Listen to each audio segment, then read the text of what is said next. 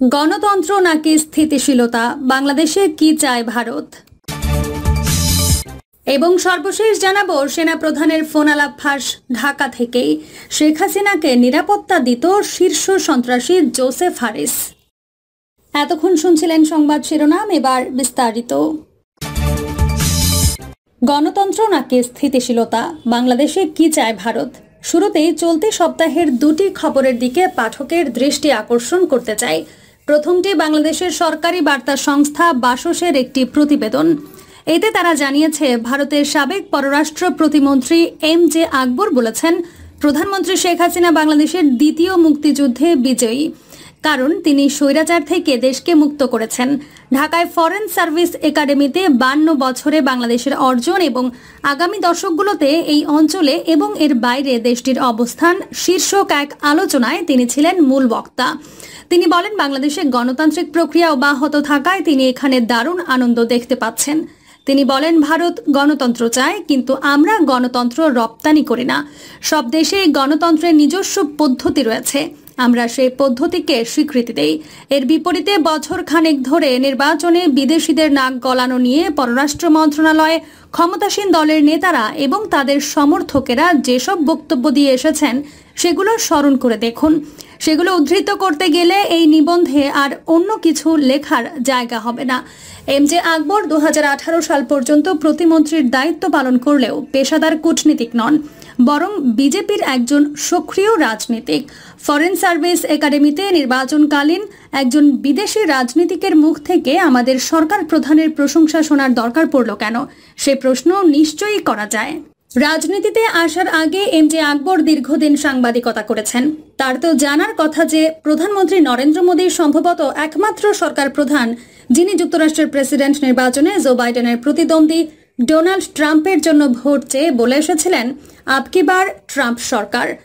MJ. আকবর ঢাকায় বক্তৃতা দেওয়ার আগে টাইমস অব ইন্ডিয়ার tense of thousands attend Bangladesh opposition rally calling for government to resign শিরোনামের প্রতিবেদনটি পড়লে বাংলাদেশের গণতান্ত্রিক প্রক্রিয়া দেখে আনন্দিত হওয়ার কথা বলতেন কিনা বলা মুশকিল।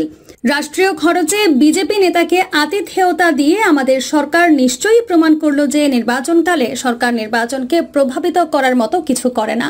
পঙ্কজ শরণের সফরে সরকারের হয়তো কোনো প্রত্যক্ষ ভূমিকা নেই, কিন্তু আমাদের অভ্যন্তরীণ বিষয়ে একজন বিদেশের মন্তব্য হস্তক্ষেপ তুল্য কিনা তা বিচারের দায়িত্ব নিশ্চয়ই অস্বীকার করা যায় না।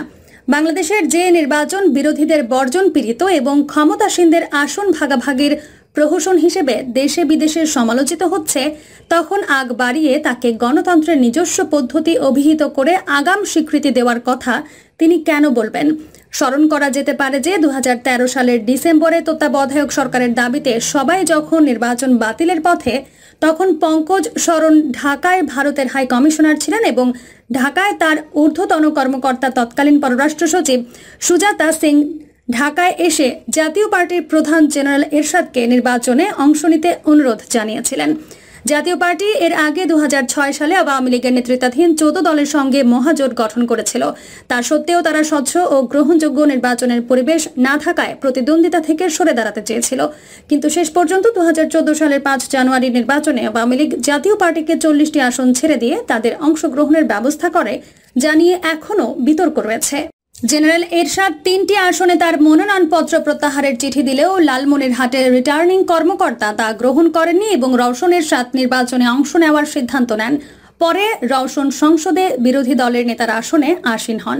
এরশাদ তার জীবদ্দশায় সত্যটা জানিয়ে গেছেন যে সেই চাপের মুখে তার দল নির্বাচনে অংশগ্রহণ নিতে বাধ্য হয়। ওই নির্বাচনে মনোনয়নপত্র প্রত্যাহারের দিন 13 ডিসেম্বর 153 জন বিনা প্রতিদ্বন্দ্বিতায় নির্বাচিত হয়ে যান। এর ফলে দেশের ভোটারদের 1/3 ভোটাধিকার প্রয়োগের কোনো সুযোগই পাননি। বাকি আসনগুলোতে অবশ্য প্রতিদ্বন্দ্বিতা দেখানোর সাধ্যমতো চেষ্টা চলেছিল, যে কারণে তখনকার পূর্তমন্ত্রী আব্দুল মান্নান খান ঢাকায় সংসদ সদস্য মোস্তফা জালাল মহিউদ্দিন দলটির বিদ্রোহী প্রার্থীদের কাছে হেরে যান। একমাত্র বিষয় ছাড়া এবারের আয়োজনকে 2014 সাল থেকে ফারাক করা আসলেই কঠিন। ফারাকটি হচ্ছে ক্ষমতাসীন আওয়ামী লীগের দল অনুমোদিত স্বতন্ত্রের। সেবারও 17টি দলকে অংশ নেওয়াতে পেরেছিল সরকার, এবার তা বেড়ে হয়েছে 29, যার সবই মূলত কাগুজে দল। এখন তাই জোর সমঝোতার ভাগাভাগিকে প্রতিদ্বন্দ্বিতাপূর্ণ করে তোলায় ভারতের ক্ষমতাসীন বিজেপি এবং কেন্দ্রীয় সরকারের মতো দেশটির গণমাধ্যমে বুদ্ধিজীবী এবং সাংবাদিকেরা যেসব মতামত প্রকাশ করছেন তা প্রায় সবই তাদের সরকারি দৃষ্টিভঙ্গি ও নীতির পুনরাবৃত্তি ছাড়া কিছু নয়। আরও বিস্ময়ের কথা হচ্ছে, তারা গণতন্ত্রের মূল ভিত্তি বহুমত ও সহনশীলতার নীতিকে অগ্রাহ্য করে প্রতিবেশী দেশের স্থিতিশীলতা, অন্য কথায় বর্তমান সরকারের ক্ষমতায় টিকে থাকাকে অপরিহার্য গণ্য করছেন। এটা শুধু ভারতের জাতীয় স্বার্থ কেন্দ্রিক হলেও তাকে তারা বাংলাদেশের জন্য অপরিহার্য হিসেবে প্রচার করছেন। কয়েকটি নমুনা এখানে তুলে ধরা যায়। ফার্স্ট পোস্ট এর সাংবাদিক উৎপল কুমার লিখেছেন, যুক্তরাষ্ট্রের বোঝা উচিত বাংলাদেশে তাদের গণতন্ত্রের পরীক্ষার ফল হবে মধ্যপ্রাচ্যের আরব বসন্তের মতো দুর্যোগ। তার মতামত প্রকাশের 2 দিন পরই রুশ পররাষ্ট্র মন্ত্রণালয়ের মুখপাত্র মারিয়া জাখারোভা অভিযোগ করেন যে যুক্তরাষ্ট্র নির্বাচনের পর বাংলাদেশে আরব বসন্তের মতো অস্থিরতা তৈরির চেষ্টা করছে। দ্য প্রিন্ট এ সাংবাদিক দীপ হালদার লিখেছেন, সংখ্যালঘুদের জন্য আওয়ামী লীগ হচ্ছে ডুবন্তের আশা। তিনি জামায়াতকে পুনর্বাসনের চেষ্টার অভিযোগ তুলেছেন। হাসিনা সরকার ক্ষমতা ধরে রাখতে না পারলে উদারবাদী কণ্ঠগুলো স্তব্ধ হয়ে যাবে, এমন মন্তব্য করেছেন যাদবপুর বিশ্ববিদ্যালয়ে আন্তর্জাতিক সম্পর্কের অধ্যাপক ইমন কল্যাণ লাহিড়ী। সিঙ্গাপুর থেকে প্রকাশিত সাউথ চায়না মর্নিং পোস্ট পত্রিকাকে তিনি বলেছেন, হাসিনা সরকারের পতন ঘটলে বাংলাদেশে গণতান্ত্রিক ও ধর্মনিরপেক্ষ মূল্যবোধ বিপন্ন হবে, যা দক্ষিণ এশিয়ার সংহতের জন্য একটি সমস্যা। এসব ব্যাখ্যা একদিকে যেমন বিভ্রান্তিকর, তেমনি বাইরে থেকে নির্বাচনকে প্রভাবিত করার চেষ্টা। তাদের বক্তব্যের 1 নম্বর সমস্যা হলো তারা ধরে নিয়েছেন গণতন্ত্র পুনরুজ্জীবন মানেই ক্ষমতার পালাবদল ঘটবে। দ্বিতীয়ত, যুক্তরাষ্ট্র বিরোধী দলকে সমর্থন করছে এবং তাদের ক্ষমতায় বসাতে চায়। তৃতীয়ত, সরকার বিরোধী আন্দোলন মানে জামায়াতে ইসলামীর পুনর্বাসন এবং সেই সূত্রে ইসলামী জঙ্গিবাদের পুনরুদ্ধার। যদিও এগুলোর কোনোটি বস্তুনিষ্ঠ বা তথ্যভিত্তিক নয়, বরং তা তাদের রাজনৈতিক মনোভাব ও অভিমতের প্রতিফলন। সর্বোপরি যুক্তরাষ্ট্রের প্রতি বিরোধী দলকে সমর্থনের অভিযোগ করার কারণে ভারত নিজেই ক্ষমতাসীন দলের পক্ষ নিচ্ছে, সেটা কি তারা অস্বীকার করতে পারে? তাহলে কি কথিত স্থিতিশীলতার জন্য গণতন্ত্র বর্জনীয়? বাংলাদেশে মূলধারার রাজনীতিতে সাম্প্রদায়িকতার বিপদ যেমন অনস্বীকার্য, ভারতে কি তা উপেক্ষণীয়? সাম্প্রদায়িক রাজনীতি তো ভারতে গত 1 দশকের বেশি সময় ধরে সেখানকার মূলধারায় প্রাধান্য বজায় রেখেছে। আঞ্চলিক স্থিতিশীলতায় তার কি কোনো প্রভাব নেই? বাংলাদেশের নির্বাচন শুধু বাংলাদেশিদের বিষয়, এ কথা যে তাদের বলার কথা নয়, সেটা কি তারা বুঝতে রাজি আছেন? সেনাপ্রধানের ফোনালাপ ফাঁস ঢাকা থেকেই। শেখ হাসিনাকে নিরাপত্তা দিত শীর্ষ সন্ত্রাসী জোসেফ হারিস। London 7 October.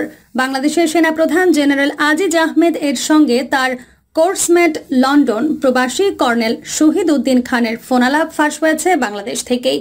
এই চাঞ্চল্যকর ফোনালাপে সরকারের বিভিন্ন পর্যায়ের সীমাহীন দুর্নীতি, লুটপাট, গুম আর খুনের জন্য জড়িত বিভিন্ন ব্যক্তি বা গোষ্ঠীর নাম, পরিচয় এবং সরকারের শীর্ষ মহল থেকে এসব কর্মের সহযোগিতা ও নির্দেশনার বিভিন্ন তথ্য সেনাপ্রধানের মুখ থেকে বেরিয়ে এসেছে।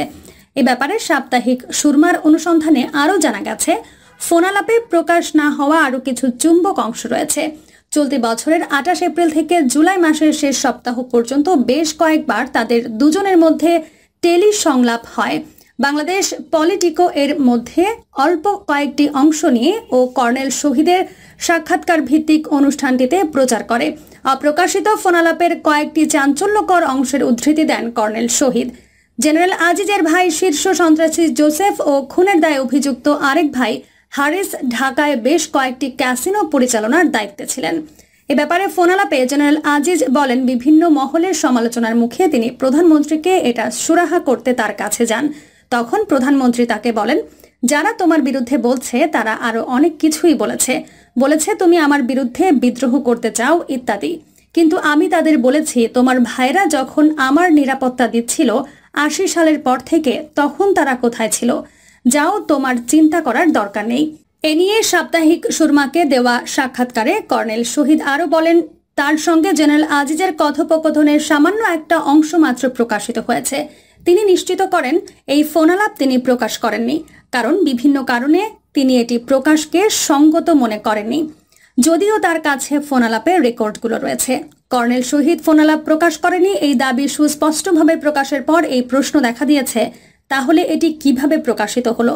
বিভিন্ন অনুসন্ধানে এটি মোটামুটি নিশ্চিত হওয়া গেছে, বাংলাদেশ থেকে গত কয়েক বছর সরকারি ও বেসরকারি পর্যায়ের গুরুত্বপূর্ণ টেলি সংলাপ যারা বেআইনিভাবে বিভিন্ন মিডিয়ায় প্রকাশ করে দিয়েছে, এটা তাদের কাজ হওয়ার সম্ভাবনাই বেশি এবং অতি অবশ্যই এর সঙ্গে সরকারের অত্যন্ত গুরুত্বপূর্ণ ব্যক্তিবর্গের সম্পর্ক থাকার সম্ভাবনা উড়িয়ে দেওয়া যায় না। প্রিয় দর্শক, এই ছিল এখনকার সর্বশেষ সংবাদ।